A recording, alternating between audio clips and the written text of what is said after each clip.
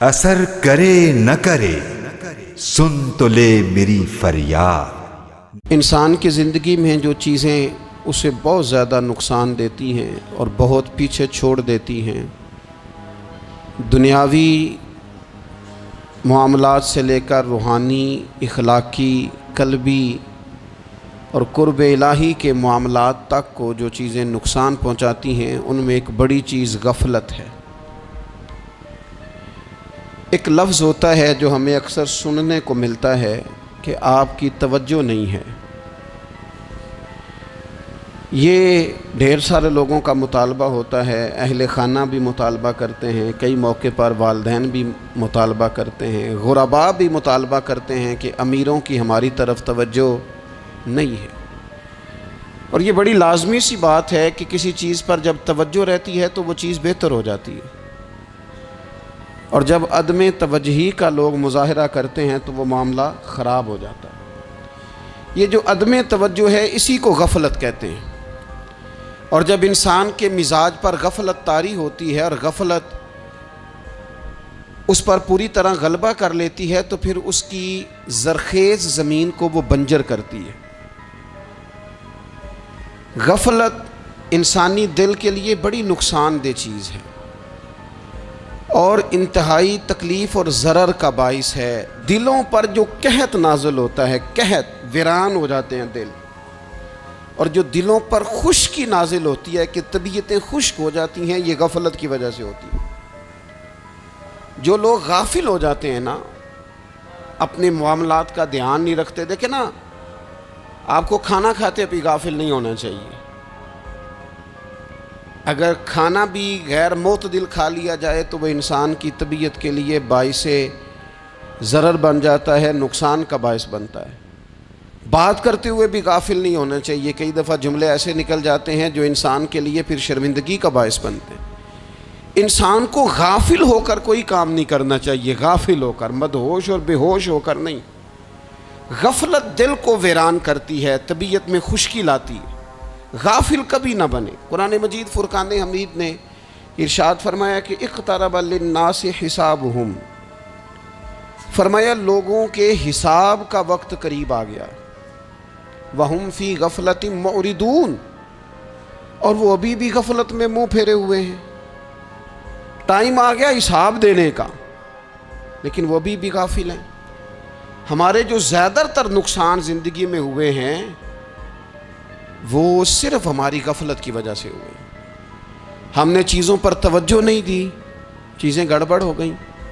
جس آدمی نے پھول لگائے ہوں، پھل لگائے ہوں، کھیتی لگائی ہو، وہ دانہ ڈال کے پانی دے کے فارغ نہیں ہو سکتا، اسے توجہ کرنی پڑتی ہے۔ اور کسی نے کہا تھا مالی جیندے ہون تو پھر بوٹے سوکھدے نہیں۔ اگر موجود ہونا ان کو سینچنے والا، رکھوالی کرنے والا، تو پھر ان کی جڑیں کبھی خشک نہیں ہوا کرتی۔ ہماری جو غفلتیں یہ بڑی ضرر کا باعث ہیں، نقصان کا باعث، اور مجبوری معاف ہوتی ہے، غفلت معاف نہیں ہوتی۔ اسکول میں پڑھتے تھے، مدرسے میں پڑھتے تھے، تو ایک مجبوری ہو گئی جی، خدا نہ خواستہ گھر میں کوئی پریشانی ہو گئی تو اساتذہ اس پر سزا نہیں دیتے۔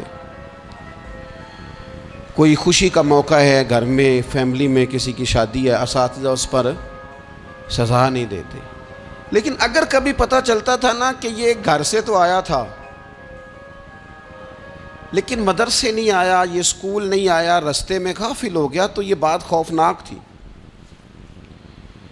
یہ قابل سزا جرم تھا کہ تو غافل ہو گیا اپنی پڑھائی سے، تو گھر سے آیا اور یہاں نہیں آیا۔ غفلت قابل سزا ہوتی ہے، مجبوری کی معافی ہوتی ہے۔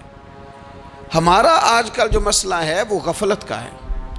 ڈھیر سارے لوگ ہیں، سمجھدار بھی ہیں، سیانے بھی ہیں، معاملہ فہم بھی ہیں، باشعور بھی ہیں، تعلیم کی ڈگریاں بھی رکھتے ہیں، لیکن اگر ان کی زندگیوں کی تکلیفوں کو دیکھا جائے اور بے آباد روح کو دیکھا جائے اور سجدوں سے ان کی دوری کو دیکھا جائے تو ایک ہی بات سمجھ میں آتی ہے کہ پتہ سارا ہے لیکن لے ڈوبی ہے غفلت، توجہ نہیں کی۔ لائق بچہ بھی نالائق ترین زندگی گزارتا ہے، اس لیے کہ اس کے لائق ہونے کے ساتھ ساتھ اس کا توجہ کرنا بھی تو ضروری ہے نا. نرے لائق کا کیا فائدہ اگر وہ محنتی نہیں, اگر وہ توجہ ہی نہیں کرتا, اپنا سبق دھیان سے سنتا پڑھتا ہی نہیں, تو جتنا مرضی لائق ہو پیچھے رہ جائے گا. اور کئی نالائق ہوتے ہیں, رٹا لگا کے پاس ہوتے ہیں, پر چلو رٹا تو لگاتے ہیں نا, محنت تو کرتے ہیں نا, جد و جہد تو کرتے ہیں. کئی نالائق جد و جہد کے باعث آگے گزر جاتے ہیں, اور کوئی اسی چکر میں رہ جاتے ہیں, میں بڑا لائق ہوں, کل پڑھ لوں گا, پرسوں پڑھ لوں گا, ہفتہ تیاری کر کے پاس ہو جاؤں گا. اپنی زندگی سے غفلت کا پردہ اٹھائیں. اور غفلت اس کے لیے فیصلہ کرنے کی ضرورت ہوتی ہے, پلاننگ کرنے کی نہیں, فیصلہ کرنے کی ضرورت ہوتی ہے کہ میں نے اب غفلت کرنی. ہم نہ جب بھی کوئی پروگرام بناتے ہیں تو منصوبہ بندی شروع کر دیں. منصوبہ بندی نہ کریں, فیصلہ کریں, کہیں کہ میں نے غافل نہیں ہونا. غفلت غرق دنیا کا نام ہے. اپنے آپ کو غفلت سے بچائیں. آپ دیکھیں حضرت کعب بن مالک رضی اللہ تعالیٰ عنہ فرماتے ہیں, بخاری میں موجود ہے, فرماتے ہیں کہ جنگ میں پیچھے رہ گیا تھا. میرا خیال تھا کل چلا جاؤں گا, گھوڑے اور سواریاں میرے پاس تیز ہیں, مضبوط ہیں, پرسوں چلا جاؤں گا, تیزی سے بھاگ کے میں پہنچ جاؤں گا, میں قافلے کے ساتھ شامل ہو جاؤں گا. لیکن بس تھوڑی سستی ہو گئی, ذرا غفلت ہو گئی. آپ فرماتے ہیں جب سب لوگ چلے گئے حضور علیہ السلام کے ساتھ جہاد میں, اور میں پیچھے رہ گیا, تو پھر جب چند دن گزر گئے اور محبوب کے واپس آنے کا ٹائم ہو گیا, تو اب میں غور کرتا سمجھتا تو مجھے مدینے میں یہاں بزدل لوگ نظر آتے. اور کون نظر آتے؟ جو منافق تھے. وہ منافق بزدل دکھائی دیتے, یا مجھے عورتیں اور بچے دکھائی دیتے. میں پریشان ہوا. حضور واپس آ گئے. جنہوں نے بہانے کیے تھے نا منافقین نے, یہ مجبوری تھی اس لیے نہیں جہاد پہ گئے, یہ جنہوں نے بہانے کیے تھے انہیں مل گئی معافی. اور میں نے سچ بولا, میں نے کہا یا رسول اللہ میں غافل ہو گیا تھا. اب کہتے ہیں میں نے جب کہا نا حضور سستی ہو گئی تھی, ذرا غفلت ہو گئی, تو بندہ محبوب سے غافل ہو جائے, بندہ وہیں سے غافل ہو جائے. جو دم غافل سو دم کافر, سانو مرشد اے ہو پڑھایا. جب کہا نا حضور وہ غلطی ہو گئی, کوئی مجبوری نہیں تھی, تو فرماتے ہیں باقیوں کو معافی مل گئی, میرے ساتھ حضور ناراض ہو گئے. ایک دن نہیں, 2 دن نہیں, 50 دن حضور ناراض رہے. مدینے کی گلیوں نے مجھے پہچاننا چھوڑ دیا. در و دیوار سے مجھے یوں لگتا تھا کہ میں پردیسی ہوں. فرماتے ہیں میں مسجد میں آتا تھا, میں جب محبوب کو دیکھتا تو حضور رخ انور پھیر لیتے, اور مجھے پتا تھا جب میرا چہرہ ادھر ادھر ہوتا تو پھر کریم رحمت کی نظر فرماتے. فرماتے ہیں 50 دن مسلسل. پھر مجھے حکم ہوا کہ بیوی بھی بھیج دو, میکے بچے بھی بھیج دو, ننہال یعنی تنہا رہ جاؤ. فرماتے ہیں وہ میں نے قید تنہائی کاٹی, لیکن شکر اللہ کا یہ ہے کہ میں سچا تھا, بس ذرا بھول گیا تھا, بس ذرا غفلت ہو گئی تھی. تو فرماتے ہیں پھر اللہ تبارک و تعالیٰ نے میرے اوپر فضل یہ فرمایا کہ میری توبہ کا اعلان رب نے قرآن مجید میں فرمایا. تو غافل نہ بنے کبھی بھی. ہمارا نا مسئلہ یہ ہے, اور آپ نے ناراض نہیں ہونا, ڈھیر سارے لوگ غافل ہو جاتے ہیں, مالدار بھی غافل ہیں, صاحبان علم بھی الا ماشاء اللہ بہت ساری جگہوں پہ غافل ہیں. جن لوگوں کو 4 لوگ جاننے لگ جاتے ہیں, کوئی مقام حاصل ہو جاتا ہے, وہ بھی بہت ساری جگہوں سے غافل ہو جاتے ہیں الا ماشاء اللہ. غفلت بڑی تکلیف والا منظر ہے. جو لوگ سمجھتے ہیں نا میں اب گڈ بک میں آ گیا ہوں, اب میں اچھا ہو گیا ہوں, اب میرے لیے خیر کہا جاتا ہے, مجھے اچھائی شاید یہ مستقل میرے ساتھ رہے گی, تعریف ہی ہوگی ہمیشہ, وہ بھی غافل ہو جاتے ہیں. اور یہ غفلت ٹھیک نہیں ہوتی. وجہ دیکھنی چاہیے کس وجہ سے انسان کو وقار مل رہا, عزت مل رہی. اپنی زندگی سے غفلت کو اتار پھینکیں. تھوڑی دیر کی تو غفلت ہوتی ہے, لمبی تو نہیں. 2 منٹ کے لیے صرف اس نے ڈرائیونگ کرتے ہوئے چہرہ موبائل کی طرف کیا تھا, 2 ہی تو منٹ لگے تھے. لمحوں نے خطا کی تھی, صدیوں نے سزا پائی. لمحوں نے خطا کی تھی, صدیوں نے سزا پائی. ایک لمحے کے لیے غافل ہوئے تھے اور صدیاں نسلیں روتی رہ گئیں پیچھے، بچے تڑپتے رہ گئے، اہل خانہ پریشان رہ گئے، ماں باپ ساری زندگی روتے رہے، لیکن یہ 2 منٹ کے لیے۔ یہ غفلت جو ہے یہ بڑی تکلیف والا معاملہ، اپنی زندگی سے غفلت کو اتارنا ہے، غافل نہیں بننا، ہر وقت توجہ اور ساری باتوں پہ توجہ۔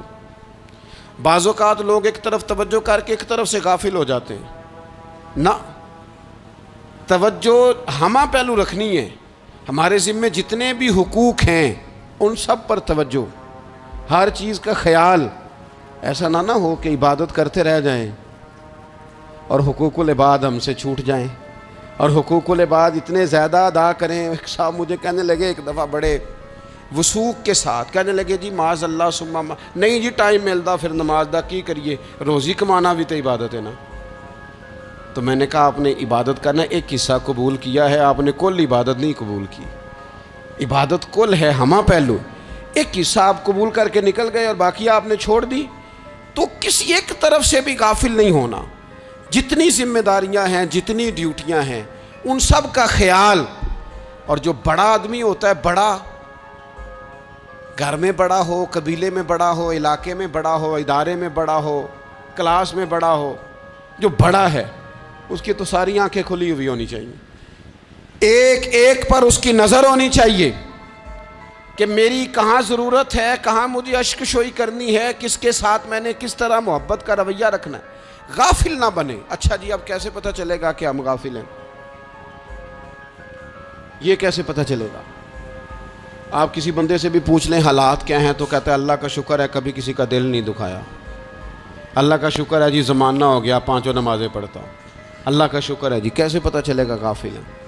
پہلی علامت ہمارے علماء اور صوفیاء نے غافل بندے کی لکھی ہے، اس آئینے میں نے اور آپ نے اپنا آپ دیکھنا ہے۔ غافل بندے کی پہلی علامت یہ ہوتی ہے کہ وہ دنیاوی کاموں میں چست ہوتا ہے اور اللہ اور اس کے رسول کی فرما برداری میں سست ہوتا ہے۔ یعنی نماز کے وقت تو اسے نیند ستاتی ہے، پریشانی ہوتی ہے، لیکن اگر کسی جگہ مال مل رہا ہو، پیسے مل رہے ہوں، وہاں جانا ہو تو پھر اسے کوئی چیز بھی تنگ نہیں کر۔ دنیاوی کاموں میں چست ہوگا، یعنی ٹی وی کے آگے، موبائل کے آگے وہ گھنٹوں بیٹھا ہوا ہے، اور اگر اسے 25 منٹ قرآن پاک سننا پڑ جائے، اگر اسے 20 منٹ دینی محفل میں بیٹھنا پڑ جائے، اگر اسے کہا جائے کہ تو 20 رکعت نماز نفل ادا کر، دنیاوی کاموں میں چست ہے، دینی کاموں میں، یہ غفلت کی پہلی علامت۔ پھر ذاتی معاملات پہ پیسہ خرچ کرنا ہو تو ڈھیر سارا ہے، کسی غریب کی مدد کرنی ہو تو۔ وہ ہمارے ایک دوست ہیں، وہ اکثر کہا کرتے ہیں، وہ کہتے ہیں آج کل کسی سے کہنا فلائی کام میں، دینی کام میں، کسی کی مدد میں کچھ 4 پیسے خرچ کرنے ہیں تو لوگ کہتے ہیں ہاتھ تنگ ہے۔ ہاں کوئی سستا پلاٹ ملتا ہو نا، اور اگر یہ سمجھ آ جائے کہ وہ مجبور ہے بیچارہ بیچنے والا، تو پھر کہتے ہیں میں 2-3 دوستوں کو پھاڑ لے سن۔ ذاتی کاموں میں جب بندہ چست ہو اور دینی کاموں میں سست ہو تو مطلب یہ ہے کہ بندہ غافل ہے، پہلی علامت غفلت کی۔ اور غفلت کی دوسری نشانی یہ ہے کہ انسان گناہ کے کاموں کو معمولی سمجھنے لگ جاتا ہے، یہ غافل بندے کی نشانی ہے، گناہ کو معمولی سمجھتا ہے، چھوٹا سمجھتا ہے۔ آج کل لوگ کہتے نہیں میں کو اکیلا کر رہا ہوں، ساری دنیا ہی کرتی ہے۔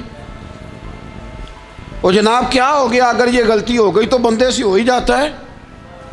گناہ کو معمولی سمجھنا، چھوٹا سمجھنا، اور کہنا پھر کیا ہو گیا ہے، انسان سے غلطی ہو جاتی ہے۔ آپ دیکھ لیں کہ سینکڑوں بیسیوں گناہوں کا بوجھ ہمارے سروں پہ ہوتا ہے، لیکن کوئی ہمارا دبدبہ ہے، کوئی ہماری گفتگو ہے، کوئی ہمارے جملوں میں خود پسندی ہے، کوئی ریاکاری ہے، کوئی تصنع ہے۔ یہ غافل بندے کی علامت ہے۔ نبی اکرم صلی اللہ تعالی علیہ وآلہ وسلم نے فرمایا مومن اپنے گناہوں کو پہاڑ کی طرح سمجھتا ہے، یہ بخاری میں حدیث ہے۔ مومن پہاڑ کی طرح جانتا ہے اور وہ ڈرتا ہے کہ کہیں وہ پہاڑ اس کے اوپر گر نہ جائے، یعنی کہیں مجھے میرے گناہ کی سزا نہ مل جائے۔ چھوٹے گناہ کو بھی پہاڑ جانتا ہے، یار مجھ سے غلطی ہو گئی، مجھے ٹھیک کر لینی چاہیے، مجھے معافی لے لینی چاہیے، مجھے توبہ کر لینی چاہیے۔ مومن اپنے اوپر گناہ کو پہاڑ کی جانب سمجھتا ہے اور حضور علیہ الصلوۃ والسلام فرماتے ہیں کہ یہ جو فاسق اور فاجر ہوتا ہے نا، اللہ کا نافرمان، یہ گناہ کو مکھی کی طرح سمجھتا ہے. یہ سمجھتا ہے میں نے اشارہ کرنا ہے، مکھی نے اڑ جانا ہے. مومن کی علامت یہ ہے کہ وہ پہاڑ جانتا ہے اگر غلطی ہو جائے تو پہاڑ. امام اعظم ابو حنیفہ رحمۃ اللہ علیہ گزر رہے تھے تو بارش ہو گئی تھی اور کوفہ میں کیچڑ تھا، تو آپ نے جو جوتے پہنے ہوئے تھے ان جوتوں سے چلتے ہوئے نا آپ کے پاؤں سے کچھ مٹی اڑی، تو سامنے ایک یہودی تھا، اب اس زمانے میں دیواریں کچی ہوتی تھیں، اس کے دیوار پر جا کے وہ مٹی جو تھی وہ لگ گئی. اب امام صاحب بڑے پریشان ہوئے کہ میں نے اس کی دیوار کو آلودہ کر دیا. یہاں تو لوگ اپنی اینٹیں رکھتے رکھتے کئیوں کی دیواریں توڑ ہی دیتے ہیں، اور پھر وہ اس پر ماننے کو بھی تیار نہیں ہوتے، تسلیم کرنے کو بھی تیار نہیں ہوتے. وہ کہتے ہیں پھر کیا ہو گیا، اب ہمارا یہاں گھر ہے تو ہم نے ٹرالی منگوانی نہیں تھی، ہمارا حق بنتا تھا. امام صاحب کے پیروں سے ذرا کیچڑ اڑا، یہودی کی دیوار پہ لگا، اس کی کچی دیوار تھی. امام صاحب پریشان ہو گئے، سوچنے لگے کہ اگر میں دیوار سے یہ کیچڑ اتارتا نہیں تو یہ بھی زیادتی ہے، میں نے اس کی دیوار کو گدلا کر دیا، اور اگر میں اتارتا ہوں تو کچھ مٹی اس کی دیوار کی بھی اتر جائے گی، کچی دیوار ہے، یہ بھی زیادتی ہے. مومن گناہ کو پہاڑ کی طرح سمجھتا ہے کہ کہیں گر نہ جائے، اس کی بھی کہیں سزا نہ مل جائے. امام صاحب نے اس کے دروازے پہ دستک دی، وہ باہر آیا تو اتفاق سے وہ آپ کا مقروض بھی تھا، اس نے پیسے دینے تھے. باہر نکلتے ہی کہنے لگا اوہو آپ تو قرض لینے آ گئے، میرے پاس تو ابھی گنجائش نہیں ادا کرنے کی. تو امام صاحب کہنے لگے تو قرض چھوڑ، وہ میں نے معاف کیا، میرے سے غلطی ہو گئی ہے. میں آ رہا تھا، لکڑی کے جوتے اس زمانے میں کھڑاؤں لوگوں نے پہنے ہوتے تھے، کہا وہ میرے پیروں سے ذرا کیچڑ اڑا ہے، تیری دیوار پہ لگ گیا ہے. اب میں بڑی دیر سے کھڑا سوچ رہا ہوں کہ اگر میں تیری دیوار صاف نہ کروں تو میں نے یہ میلی کر دی، گدلی کر دی، یہ بھی بات درست نہیں ہے، زیادتی، اور اگر میں اسے صاف کرتا ہوں کچی دیوار سے کچھ مٹی اتر جائے گی تو یہ بھی زیادتی ہے. اب تو بتا میں کیا کروں. تو بے موسمہ پھل تھا نا یہ، تو بے موسمہ پھل دیکھ کے بندہ حیران ہو جاتا ہے. جو باتیں روٹین میں نہ ہو رہی ہوں وہ ذرا انوکھی لگتی ہے، بندہ حیران ہو گیا. غور سے امام صاحب کا چہرہ دیکھنے لگا، غور سے چہرہ دیکھنے لگا، اور پھر تھوڑی دیر سوچنے کے بعد کہنے لگا حضور پہلے میں نے دین اسلام کے بارے میں پڑھا اور سنا تھا، آج میں نے دین دیکھا ہے. پہلے میں نے سنا تھا کہ دین اسلام اس طرح کا ہے، آج میں نے دین. ہم نہ پوری دنیا کے کافروں کو دین سنانا چاہتے ہیں، دکھانا نہیں چاہتے.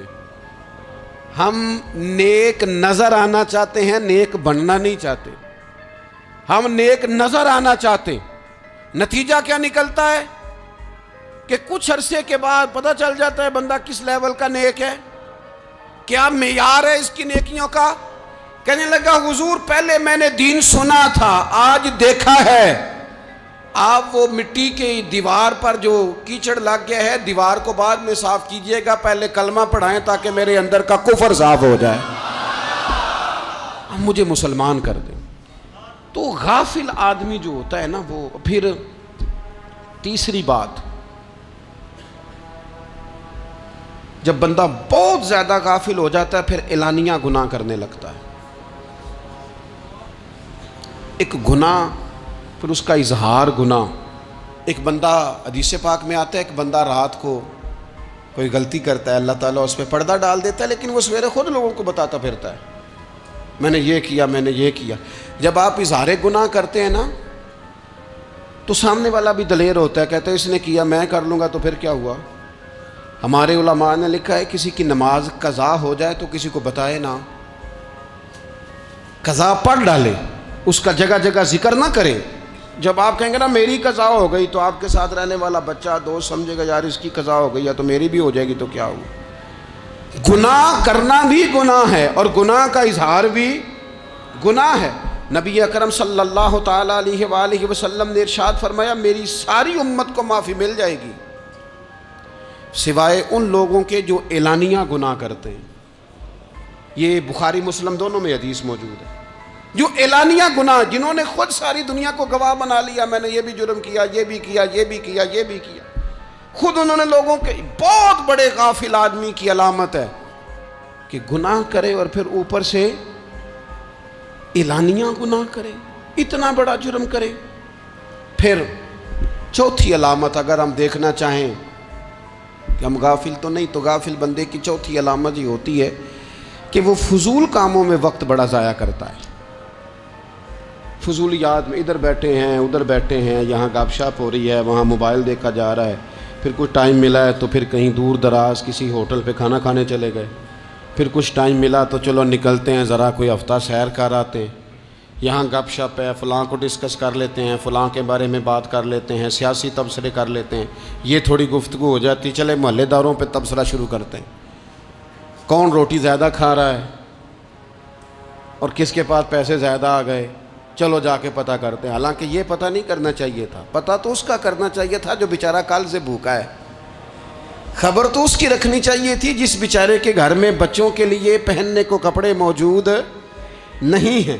اس پر تبصرہ یہ کرتے ہیں کہ یہ محنت کیوں نہیں کرتے، اور اگر کسی پر اللہ عطا کر دے پھر حساب ضرور لگاتے ہیں کہ ذرا معلومات کرو یہ اتنی جلدی آگے کیسے نکل گئے. غافل بندے کی علامت ہے وقت کا ضائع کرنا اور فضول کاموں میں ضائع کرنا اور بلا وجہ ضائع، اور ایسے سوالات کرنا جن کی ضرورت ہی کوئی نہیں، بالکل ضرورت ہی نہیں، کوئی مطلب ہی نہیں. لیکن ہم لوگ وقت ضائع، یہ غفلت کی علامت. غفلت. اللہ والوں کی علامت کیا تھی؟ ایک بات انہوں نے زندگی میں لے لی، سیکھ لی، پھر ساری زندگی اسی پہ گزار دی. ان کا ارادہ تھا نا کشکول سیدھا کیا. کچھ لوگ ساری زندگی لیکچر قبول لے کے سن کے پھر بھی سمجھنے کو تیار. یہ غافل دل کی علامت ہے. اس لیے نبی پاک صلی اللہ تعالیٰ علیہ وسلم نے فرمایا دو نعمتیں ایسی ہیں جن میں اکثر لوگ غفلت میں ہیں، ایک صحت اور دوسری فراغت. لوگ بلا وجہ وقت ضائع کرتے ہیں. اللہ نے صحت دی ہے، کسی خیر کے کام میں لگائیں. اگر آپ کے پاس فارغ وقت ہے تو قرآن پاک کو یاد کریں، ترجمہ اور تفسیر سے پڑھیں، محبوب پاک علیہ السلام کی احادیث کو یاد کریں، اللہ والوں کی باتیں سنیں. وقت ملے تو عبادات میں لگائیں، نوافل میں لگائیں، تلاوت میں لگائیں، ذکر اذکار میں لگائیں. اور پھر اللہ مزید توفیق عطا کرے تو کسی کے بھلے میں وقت لگائیں. گلی سے کوئی کانٹا اٹھائیں، کوئی روڑا اٹھائیں، کوئی کسی کی مدد کریں. لیکن یہ غافل ہونے کی علامت ہے کہ اپنے وقت کو ضائع کرنا. اور پھر اسی طرح غفلت کی پانچویں علامت یہ ہے کہ اگر بندے کو دنیا سے پورا پیار ہو جائے، یعنی شب قدر میں بھی آ کے کہتا ہے یا اللہ کبھی پیسے دے دینا، شب برات والے دن بھی کہتا ہے کہ مالک اگر کبھی کوئی ایسا سبب لگ جائے نا، یعنی بیت اللہ شریف کے سامنے کھڑے ہو کے بھی اگر اس نے مال ہی مانگنا ہے وہاں بھی اس نے یہی سوال کرنا ہے. حب دنیا اتنی غالب آ جائے تو یہ غافل ہونے کی علامت. دنیا ضرورت ہے، مقصد نہیں ہے. دنیا کی حاجت ہے، مقصد نہیں ہے. یہ مقصود نہیں. اور جب لوگ فقط دنیا کے مال کو، دولت کو، نبی پاک علیہ السلام نے فرمایا وہ لعنتی ہے جو درہم اور دینار کا بندہ بن گیا ہے، پیسوں کا بندہ بن گیا ہے. مل جائے تو خوش ہوتا ہے، نہ ملے تو تکلیف میں آ جاتا ہے. یہ غافل بندے کی علامت. مومن تو وہ ہوتا ہے کہ دولت رزق حلال ضرور کماتا ہے تاکہ کسی کے آگے ہاتھ نہ پھیلانا پڑے، کوشش ضرور کرتا ہے، پر دنیا کو جیب میں جگہ دیتا ہے، دل میں نہیں دیتا. اس کی جگہ جہاں ہے اسے وہاں رکھتا ہے، اسے دل میں جگہ. دل تو ایک ہے، اس میں رب و رسول کو بسائیں گے یا کسی اور کو بسائیں گے. تو حب دنیا یہ غافل ہونے کی بہت بڑی علامت ہے. پھر اسی طرح جو بندہ رب کریم کو جانتا نہیں نا وہ بھی غافل ہو جاتا ہے. ایک تو جو یہ نہیں نہ جانتا کہ رب کریم سزا دے گا، وہ مجھے دیکھ رہا ہے، اسے نہ اونگ آتی ہے نہ نیند آتی ہے، جو اس کی معرفت نہیں رکھتا کہ میرا رب ہر وقت مجھے دیکھ رہا ہے، وہ بھی غافل ہو جاتا ہے. جسے پتہ ہونا کہ مجھے دیکھ رہا ہے وہ غافل نہیں ہوتا. اور جو یہ سمجھ لیتا ہے نا کہ شاید معاذ اللہ ثم، اس یقین کو پکا نہیں کرتا، وہ غافل ہو جاتا ہے. اور ایک جو یہ نہیں نہ جانتا کہ رب مہربان کتنا ہے، وہ بھی غافل ہو جاتا ہے. مجھے بتائیے سب سے زیادہ تو بندہ اس کے دروازے پہ جاتا ہے نا جو سب سے زیادہ مہربانی کرنے والا ہو. اس دروازے سے بندہ اٹھتا ہی نہیں. تو جس کو یہ یقین ہو جائے نا سب سے زیادہ کرم فرمانے والی ذات اللہ رسول کی ہے، وہ کبھی رب رسول سے غافل نہیں ہوتا، وہ کبھی اللہ رسول کا دروازہ چھوڑ کے نہیں جاتا، وہ کبھی کسی اور جگہ جا کے پناہ تلاش نہیں کرتا۔ جسے پتہ چل جائے نا وہ کریم کتنا ہے، مہربان کتنا ہے۔ ملا رومی رحمت اللہ علیہ فرماتے ہیں بہت بڑا مجرم تھا ایک بندہ، بہت بڑا گناہگار تھا، بت کو پوجتا تھا، تھک گیا، ساری رات بت کے سامنے کھڑا تھا، معاذ اللہ یا صنم یا صنم یا صنم کہتے، تھک گیا، نیند آ گئی، اونگ آ گئی۔ جب پوری طرح نیند آ گئی اور دماغ پہ نیند قبضہ کرنے لگی تو اس کے منہ سے نکل گیا، صنم صنم کہہ رہا تھا نا، نکل گیا یا صمد، او بے نیاز مالک۔ رب کریم نے فرشتوں سے فرمایا دوڑ کے جاؤ، جو کہتا ہے اسے دے دو۔ فرشتے کہنے لگے مالک تو بت کو پکار رہا تھا، اس نے تو غلطی سے نام لیا ہے۔ فرمایا مجھے نہیں پتا، لیکن دیکھو نا اس نے مجھے پکارا تو ہے نا، کتنی دیر سے جھوٹے کو پکار رہا تھا، اس کا معاملہ حل نہیں ہوا، اب اگر سچے کو پکارنے پہ بھی حل نہ ہوا تو فرق کیا رہ جائے گا؟ دے دو جو مانگتا ہے، دے دو۔ میرے دوست گر پتہ چل جائے وہ کریم کتنا ہے، وہ مہربان کتنا ہے۔ میرے رسول پاک علیہ الصلوۃ والسلام نے تو فرمایا تیری آنکھ سے اگر اس کے خوف سے اتنا آنسو بھی نکل گیا جتنا مچھر کا پر ہوتا ہے، تو جس طرح بھینس کے تھنوں سے نکلا ہوا دودھ واپس تھنوں میں نہیں نہ جاتا، جو اتنا بھی روئے نہ روئے اللہ کے خوف سے، وہ بندہ دوزخ میں نہیں جائے گا۔ تھوڑی دیر کے لیے ڈر جائے اپنے رب سے، آئے تو صحیح۔ عدم معرفت غفلت پیدا کرتی ہے، تو آ تو صحیح، وہ تو کریم ہی بڑا ہے، وہ تو مہربان ہی بڑا ہے۔ حضرت زنیرہ رضی اللہ تعالی عنہ حضور کی صحابیاں ہیں۔ ایام جو مکے کے تھے مسلمانوں پر بڑی آزمائش کے تھے، انہیں بڑا مارا کفار نے، اتنا مارا کہ ان کی بینائی چلی گئی، نظر آنا بند ہو گیا۔ کافروں کی عورتوں نے تانا دیا کہ تو نے ہمارے بت چھوڑے ہیں نا، تو دیکھنا تیری بینائی چلی گئی۔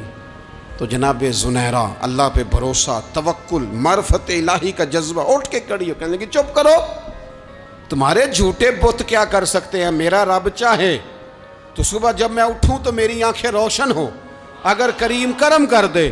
لوگ کہتے ہیں واقعی ایسا ہوا، جب وہ سویرے اٹھی تو اللہ نے ان کی روشنی واپس کر دی تھی۔ تجھے پتہ چل جانا وہ مہربان کتنا ہے۔ وہ ایک بزرگ تھے تو ان سے کسی نے کہہ دیا کہ اگر آپ کا حساب آپ کے ماں باپ کے ذمہ ہو جائے تو پھر کیسا، پوچھنے کے لیے قیامت میں اگر ماں باپ حساب لیں تو پھر کیسا۔ تو بڑے سیانے لوگ تھے جو دل والے تھے، کہنے لگے نہیں، رب کریم ہی ٹھیک ہے، اس لیے کہ وہ ماں باپ سے کہیں بڑھ کر پیار کرنے والا ہے۔ اگر یہ معرفت مل جائے وہ کریم کتنا ہے۔ اور جب بندہ پوری طرح اس کی بارگاہ میں آ کے تڑپ جاتا ہے نا، مولا میں جاؤں کدھر، تیرا دروازہ چھوڑ کے جاؤں کدھر۔ اقبال کہتے ہیں وہ ایک سجدہ جسے تو گراں سمجھتا ہے، 1000 سجدوں سے دیتا ہے آدمی کو نجات۔ تجھے جگہ جگہ جھکنا نہیں پڑے گا اگر تو صحیح معنوں میں اپنے رب کی بارگاہ میں جھک جائے۔ تو میرے عزیز کوشش کرے کہ اس کی معرفت، اس کا کرم، اس کی عطا اور اللہ تبارک و تعالیٰ کے حاضر و ناظر ہونے پر عین الیقین، حق الیقین حاصل کریں۔ اور پھر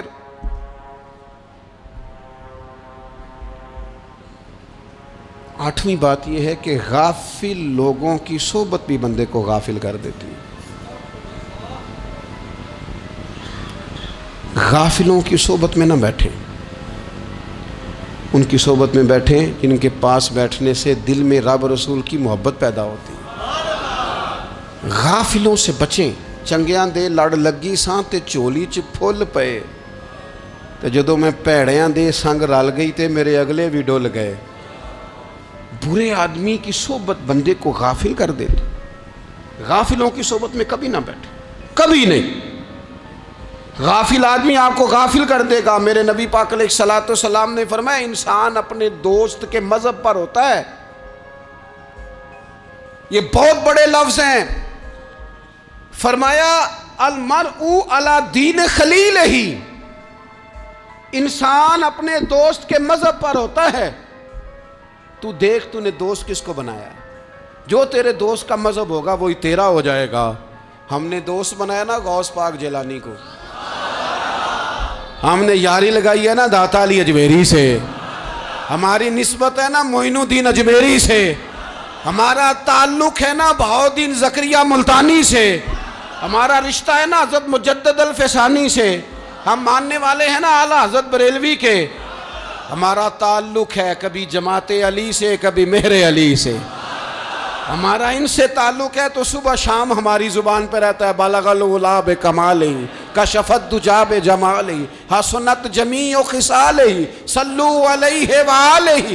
ان سے تعلق جڑا ہے نا تو کئی دفعہ تنہائیاں تڑپا دیتی ہیں اور تڑپ کے کہتے ہیں آج سکھ متران دی ودھیری ہے، آج سکھ متران دی، سکھ کہتے ہیں اڈیق کو، متر کہتے ہیں محبوب کو، اج سکھ متران دی ودھیری ہے، اے کیوں دلڑی اداس گھنیری ہے، لوں لوں وچ شوق چنگیری ہے، اج نینا لائیاں کیوں جھڑیاں، سبحان اللہ سبحان اللہ سبحان اللہ۔ پہلے کہتے ہیں سکھ متران دی ودھیری ہے یعنی اداس ہوں، پھر حضور کے جلووں پہ نظر کرتے ہیں، کہتے ہیں سبحان اللہ سبحان اللہ، ماں اجمل کا ماں احسانہ کا ماں اکمل کا، اور پھر فوراً کہنے لگے او کتھے مہر علی،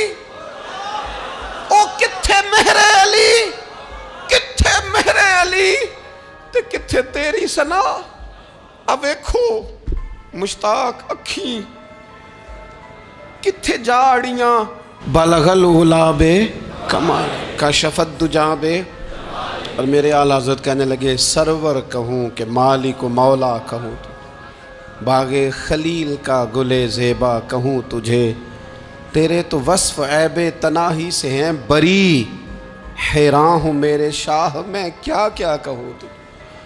غافل آدمی کی علامت ہے برے لوگوں کی صحبت میں، خبردار ان کے پاس نہ بیٹھنا جن کے پاس بیٹھنے سے تمہارے دلوں میں اولیاء اللہ اللہ کے بندوں کی عداوت پیدا ہو، خبردار خبردار ان کے پاس نہ بیٹھنا جن کے پاس بیٹھنے سے تمہارے دلوں میں حضور کی اولاد پاک کے بارے میں شک پیدا ہو، خبردار اس شخص کے پاس نہ بیٹھنا جو امام حسین ابن علی کے بارے میں کوئی کمزور بات کرتا ہو، بچنا، خبردار اس سے بچنا جو حضور کے صحابہ کے بارے میں بات کرے، بچنا بچنا اس سے، جو سیدنا ابو بکر صدیق کے بارے میں کوئی،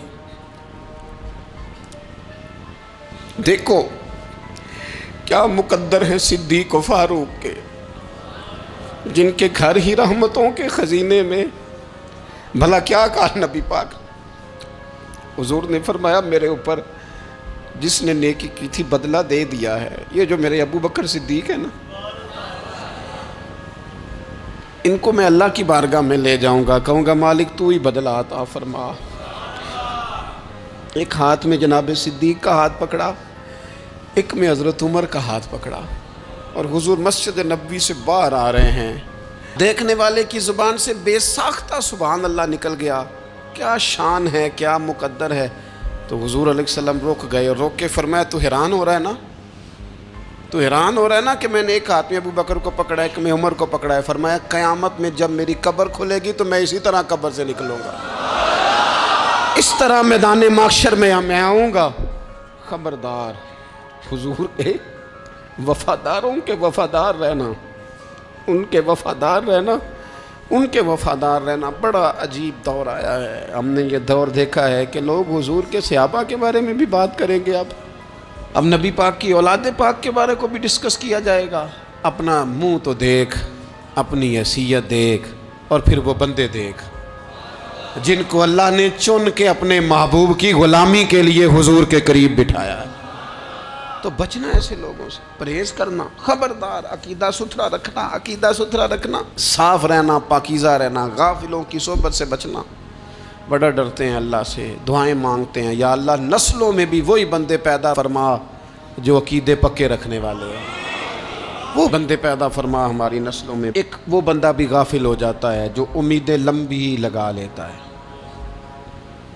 جن کے منصوبوں میں دولت بھی ہوتی ہے، گھر بھی ہوتا ہے، اولاد کا بڑا ہونا بھی ہوتا ہے، پوتے پوتیاں نواسے نواسیاں دیکھنا بھی ہوتا ہے، یہاں بھی گھر وہاں بھی گھر، یہ سیر، یہ سارا کچھ ہوتا ہے، لیکن رب کی بارگاہ میں پیش ہونا جن کے پیش نظر نہیں ہوتا۔ لمبی امیدیں۔ حضرت مولا علی شیر خدا فرمایا کرتے تھے، میں تم پر دو باتوں کا خوف کھاتا ہوں، جو ڈر آتا ہے، ایک یہ کہ تم خواہش کی پیروی کرو گے، جو نفس کی خواہش ہوگی اس کے پیچھے لگ جاؤ گے، اور ایک تم لمبی لمبی امیدیں باندھو گے، اتنے سال جینا ہے، اتنے 100 سال جینا، یہ کرنا ہے وہ کرنا ہے۔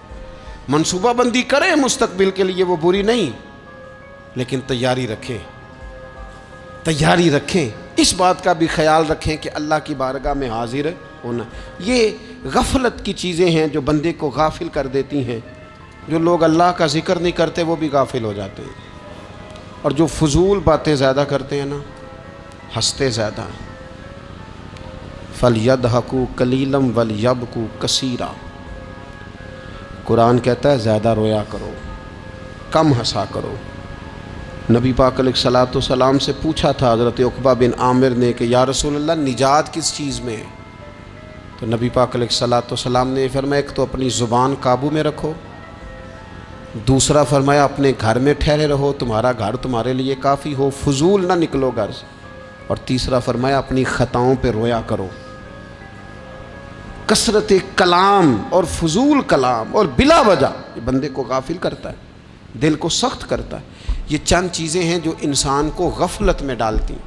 اپنے آپ کو ان چیزوں سے بچائیں اور غفلت کو توڑیں۔ آپ کے ذمے، میرے ذمے جو حقوق و العباد ہیں ان کا پتہ کریں، جو اللہ رسول کے حقوق ہیں ان کی خبر دیکھیں، ہماری جو ذمہ داریاں ہیں ہم کس طرح انجام دے رہے ہیں اس پر توجہ کریں، اپنے معاملات کو ٹھیک کریں۔ ہم انسان ہیں، کوتاہیاں تو رہ جائیں گی، لیکن جب کوشش کریں گے تو پھر رب تعالیٰ مدد بھی فرمائے گا۔ ایک بات اور کرنی ہے، ایک تو میں نے عرض کیا غفلت کو توڑنا، ایک دوسری بات قرآن مجید کا ایک سبق اور، جب غفلت توڑنی ہے تو پھر لازمی طور پر ایک کام کرنا پڑے گا۔ میں نے یہ عرض کیا تھا کہ پلاننگ نہیں کرنی، فیصلہ کرنا ہے۔ تو فیصلہ کرنا ہے تو کرنا کیا ہے؟ پھر قرآن حکیم نے سورہ بقرہ میں کہا فَاسْتَبِقُوا الْخَيْرَاتِ، یعنی تم نیکیوں کی طرف دوڑو، جلدی جلدی نیکیاں کرو، فٹافٹ، دیر نہ کرو۔ فٹافٹ سے مراد یہ نہیں کہ نیکی جلدی جلدی کر جاؤ، یعنی ٹال مٹول نہ کرو خیر کے کام میں، کل کریں گے، پرسوں کریں گے، عمرہ کر رہے ہیں پھر نیکی ہیں، حج کر رہے ہیں پھر نیکی ہیں، بچے بیال ہوں پھر میں نیک ہوں، یہ تھوڑا سا یہ کام ٹال مٹ۔ فاستبقوا الخیرات، نیکیوں کی طرف دوڑو، جلدی کرو، بھاگو۔ نبی پاک صلی اللہ تعالیٰ علیہ وسلم نے فرمایا 5 چیزوں سے پہلے غنیمت جانو۔ حضور علیہ الصلوۃ والسلام فرمانے لگے ایک تو تم جوانی کو نہ بڑھاپا آنے سے پہلے پہلے غنیمت سمجھ لو۔ نبی کریم صلی اللہ تعالیٰ علیہ وآلہ وسلم ارشاد فرمانے لگے کہ اپنی صحت کو غنیمت جان لو بیماری آنے سے پہلے پہلے۔ پھر حضور علیہ الصلوۃ والسلام فرمانے لگے اگر اللہ نے تمہیں مال دیا ہے، وسعت دی ہے، تو نیکی کر لو، خرچ کر لو اللہ کے راستے، خدا نہ خواستہ تم پر غریبی آ جائے۔ اور پھر حضور سید عالم صلی اللہ تعالیٰ علیہ وسلم فرمانے لگے اگر تمہیں اللہ نے کچھ فراغت دی ہے، بہت زیادہ مصروف نہیں ہو، تو غنیمت جان لو، جلدی سے نیکی کر لو قبل اس کے کہ تم مشغول ہو جاؤ۔ اور 5ویں بات حضور نے بیان کی، فرمایا زندگی کو غنیمت جانو موت آنے سے پہلے پہلے، جلدی سے نیکی کر لو۔ نیکی کے لیے ساری زندگی منصوبہ بندی نہ کرتے رہو، نیکی کے لیے دیکھو نا، ہماری زندگی میں یہاں دنیا میں رہ کے چند منٹوں میں وہ نیکی کی جا سکتی ہے جو قیامت کے بعد صدیوں کا ہمارا فائدہ کرے، صدیوں کا فائدہ کرے۔ کرتے نہیں، پلاننگ کر رہے ہیں، منصوبہ بندی کر رہے ہیں، بس تیاری کر رہے ہیں، بس حضرت آپ دعا کر دیں، اللہ تعالیٰ دعائیں بھی قبول فرمانے والا ہے، لیکن جو نیکی نصیب ہوتی ہے اسے جلدی سے کر گزریں، اسے فٹافٹ کریں۔ میں ایک گاؤں میں گیا، اب تو خیر وہ دور نہیں رہا، یہ 10-15 سال 20 سال پہلے نا جو نوجوانوں کی مصروفیات ہوتی تھیں ان میں سے ایک مصروفیت یہ ہوتی تھی کہ گندم لے کے چکی پہ جانا ہے، آٹا پسوا کے لانا ہے۔ یہ ایک بڑی، چونکہ سبھی گھروں کے اندر سال کے لیے گندم سٹاک کر لی جاتی تھی، تو گندم لے کے جانا یہ ایک ڈیوٹی ہوتی تھی۔ ایک نوجوان ایک گاؤں میں، اس کی مجھے تعریف سننے کو ملی، تو ایک بوڑھی اماں کہنے لگی یہ تو بڑا نصیباں والا ہے، سارے دا آٹا پیا لے ہوندا ہے۔ اور آتے جاتے پوچھ لیتا ہے کہ اماں کوئی، کہنے لگی میرے بچے باہر ہوتے ہیں، یہ مجھے دوائی بھی لا دیتا ہے شوگر کی، میں مریضہ ہوں. یعنی خیر جتنی ہو سکے جتنی. میرے ایک سنگی ہیں تو سڑک پہ کوئی بندہ کھڑا ہوتا ہے نا، اللہ تعالیٰ انہیں سلامت رکھے، بندہ کھڑا ہوتا ہے تو کہتے ہیں میں اس سے پوچھ لیتا ہوں بابا جی کدھر جانا ہے، فلانی جگہ جانا ہے، تو کہتے ہیں میں موٹر سائیکل پہ بٹھا لیتا ہوں. بندہ دیکھ کے مجھے سمجھ آ جاتی ہے ضرورت مند ہے، کوئی چور نہیں کوئی ڈاکو نہیں، ضرورت مند ہے. میں اسے منزل تک نیکی جتنی میسر آئے، جس حد تک میسر آئے. کیا کہا ہمارے نبی پاک علیہ السلام نے؟ حضور نے ہم سے فرمایا کچھ نہ ہو سکے تو بات ہی مسکرا کے کر لینا، اس پر ہی اللہ صدقے کا ثواب عطا کر دے.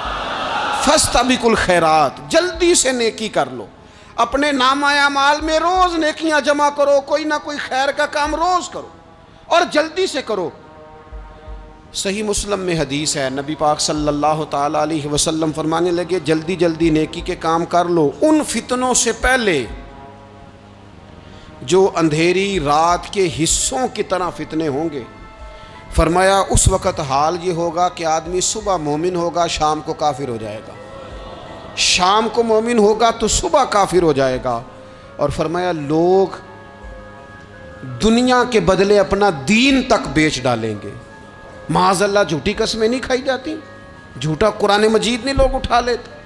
لوگ دنیا کے لیے دین بیچ ڈالیں گے. اس سے پہلے جب فتنے اتنے زیادہ ہو جائیں، اس سے پہلے نیکی کر لو، کوئی خیر کا کام کر لو، جلدی سے کچھ ایسا کر لو.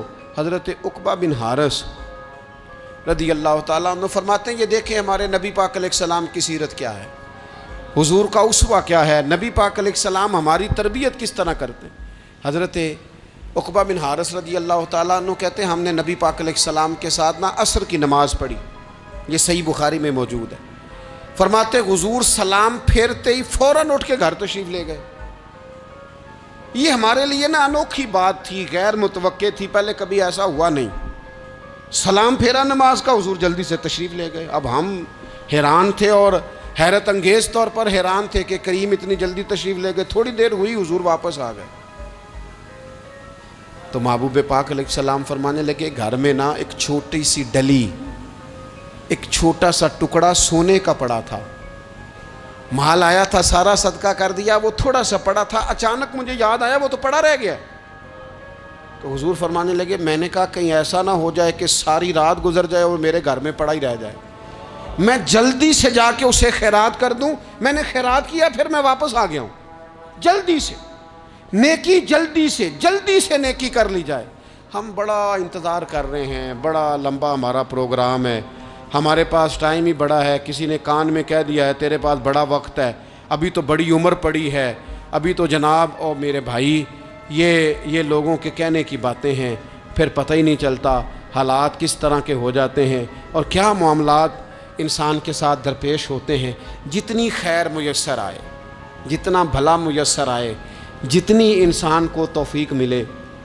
میں نے بزرگوں کو دیکھا، اپنے اصحاب کو، پہلے وہ خدام سے کہتے کہ میں سونے لگا ہوں اور پابند کرتے لوگوں کو کہ فلاں وقت، بزرگوں کو میں نے دیکھا اپنے، وہ پابند کرتے لوگوں کو کہ فلاں وقت میں موجود ہوں گا آنا، خود پابند فرماتے.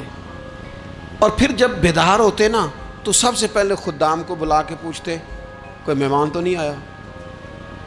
وہ جناب آپ نے خود ہی تو پابند فرمایا فلاں دن آنا. کہنے لگے چل یار اگر کوئی آیا تو مجھے ملا لو، میری ملاقات کرا لو. کیوں؟ اس لیے کہ دور سے آیا ہے، مجھ سے ملنے آیا ہے، کوئی خیر کی بات سیکھنے آیا. چلو میرے نامہ اعمال میں کوئی نیکی جائے گی، کچھ نہ کچھ خیر جمع کر لی جائے، کچھ نہ کچھ ڈیوٹی کر لی جائے، کچھ کام کریں اور جلدی سے کریں. حضرت جابر ابن عبداللہ انصاری رضی اللہ تعالیٰ عنہ بیان کرتے ہیں، یہ بھی بخاری میں موجود ہے. کہتے ہیں ایک صحابی نا نبی پاک علیہ السلام کی بارگاہ میں حاضر ہوئے غزوہ احد کے موقع پر، اور حال ان کا یہ تھا کہ وہ کھجور کھا رہے تھے اور کھجور انہوں نے منہ میں رکھی ہوئی تھی.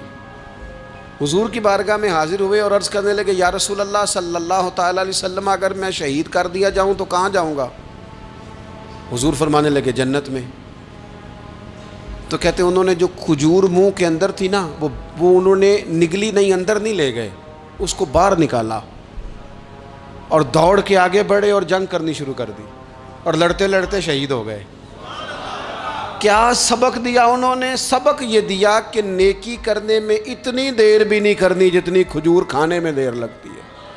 جلدی سے نیکی کرنی ہے، فٹافٹ نیکی کرنی، اس کے اندر ٹال مٹول نہیں کرنا۔